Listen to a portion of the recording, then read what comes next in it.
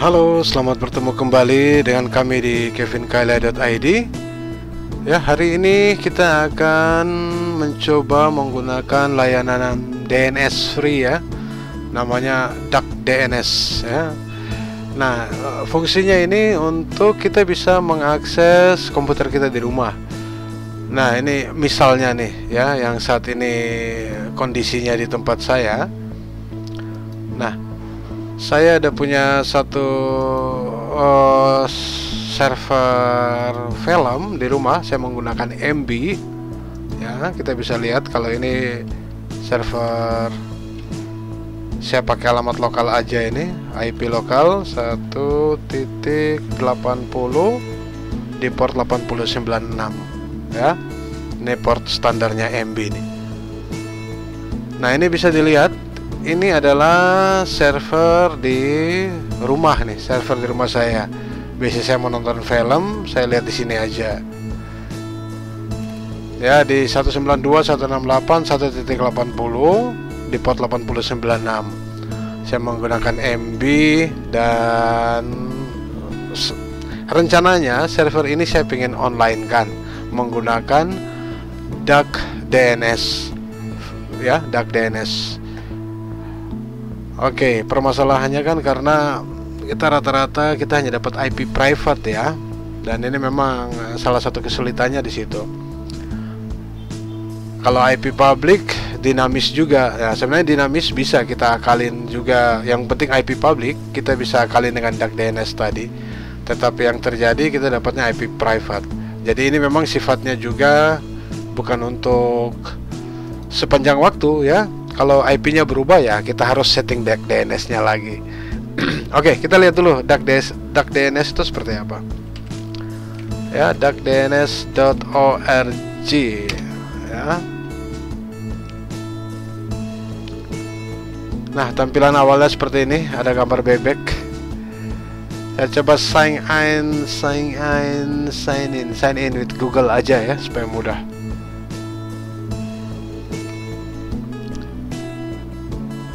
Oke, tampilannya seperti ini ya. Saya punya account, ada TIP-nya free, tokennya demikian. Saya udah buat 1 bulan yang lalu ya. Hari ini saya pengen coba nih. Oke, kita disuruh buat domain ya. Saya pengen buat saja, kebetulan rumah saya ini rumah kuning. Oke, saya buat rumah kuning .dns.org @domain. Nah, ini bisa dilihat dia dapat IP-nya nih, IP public ya, dapat IP public IndiHome. Nah, kita lihat juga IndiHome saya. Nah, namun IP public ini di atasnya bukan yang ada pada router kita ya, tapi ada di atasnya lagi. Jadi tidak akan terkonek itu kalau kita pakai itu. Nah, IP kita yang sebenarnya bisa dilihat di sini, one status. Nah, IP kita adalah ini. Ya, kelihatan ya. Nah, IP IndiHome di rumah kita adalah 10.75.193.147. Nah, ini adalah IP private. Nah, IP ini juga bisa diakses dengan DuckDNS, namun tidak bisa otomatis. Jadi kita harus mengisinya. Oke, saya copy ya. Saya pindahkan ke DuckDNS. Kemudian saya pastekan di sini. Kemudian saya update. Ya. Oke, ini sudah update. Kita coba akses ini di 180.8096 ya. Nah, kita perlu setting port forwardingnya ya. Ini di modem tipe Nokia miliknya IndiHome. Nah, bisa disetting di sini untuk port forwardingnya.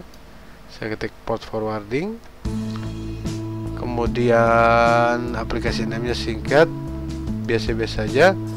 Nah, portnya tadi port berapa? 8096 ya, jadi 8096 di sini, 8096 di sini juga, 8096 di sini juga, 8096. Nah, kita mau akses di 180 ya. Oke, 192.168.1.80. Oke, kemudian saya add. Oh, saya ternyata sudah pernah buat ini, jadi harus dihapus dulu. Port 8096 mana? Ini hapus dulu ya.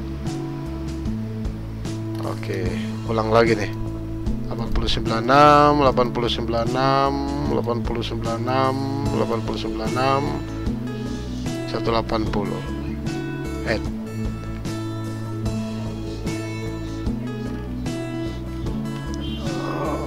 Oke ya. Port forwarding sudah, IP-nya sudah. Nah, sekarang kita lihat. Saya akan mengakses ini, mengakses server MB saya menggunakan alamat DuckDNS ini ya.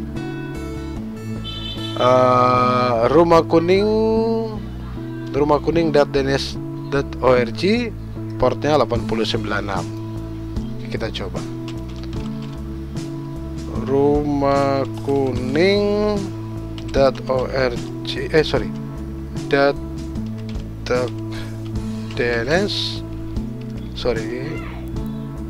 DuckDNS.org,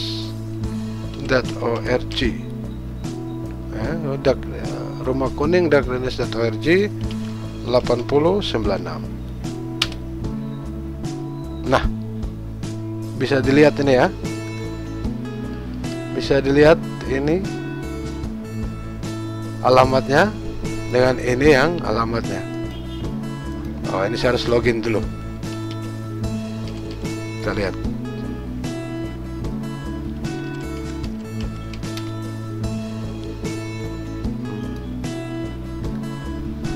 Oke, bisa kita lihat di sini.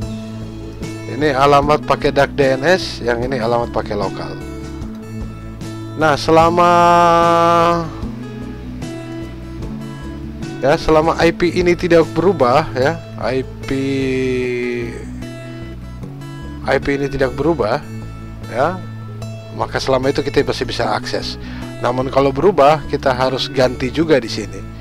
Ya, tidak bisa diupdate otomatis karena IP yang kita dapat adalah IP private. Seandainya itu IP dinamik, maka kita bisa jalankan cron di server dan dia bisa otomatis membaca ini, membaca IP-nya. Tapi karena IP private, ya udah jalannya seperti ini. Tapi ya paling tidak kita bisa mengerti ya bagaimana caranya mengakses server di rumah menggunakan DuckDNS. Oke, terima kasih sudah menonton. Semoga bermanfaat. Salam.